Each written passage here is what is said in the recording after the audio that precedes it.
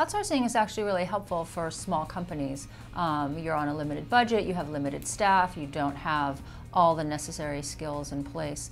When I was working in-house at Shutterfly and TiVo and Zinio, we certainly used outsourcing there as well. And I developed some pretty strong opinions while I was there about what worked to outsource and what didn't. It turns out that research works well to outsource. You can bring in a researcher and explain to them the project and what you're looking for in a couple of hour meetings. They can do the research, you can watch it, and get a report from them, and that works fairly well.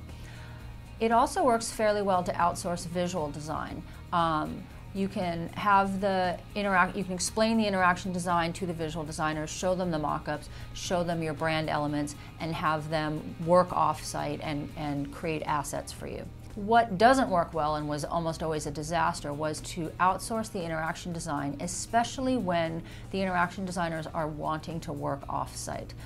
I tried that 3 different times, and every time it was a complete failure because the interaction design is more tightly intertwined with what the product managers are doing, what the engineers are doing. In the beginning phase, the interaction designers are working closely with the product managers to figure out what should this thing do in the first place. And if you're not meeting 2 and 3 times a day and going back and forth, that process can just drag on for weeks. In the second phase, the interaction designers are working closely with the engineers to implement and working closely with QA. And again, if they're off-site and only checking in once every 3 or 4 days, it just takes far too long. It's just not effective. I think that you can, and I have, effectively outsourced in-house the interaction design. I'll hire contract interaction designers, but I bring them on site, I give them a desk. Half the people on the team don't even know they're contractors. They just think, oh, we just hired this interaction designer, that's great. And they act for a period of time like a member of the team.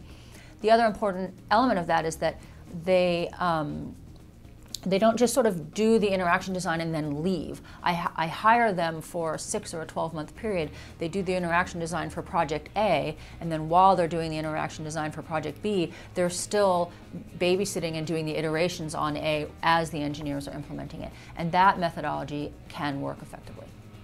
Hi, my name is Kyrie Robinson. I'm with the Silicon Valley Product Group. I'm the principal UX person there, and you can find us at www.svpg.com.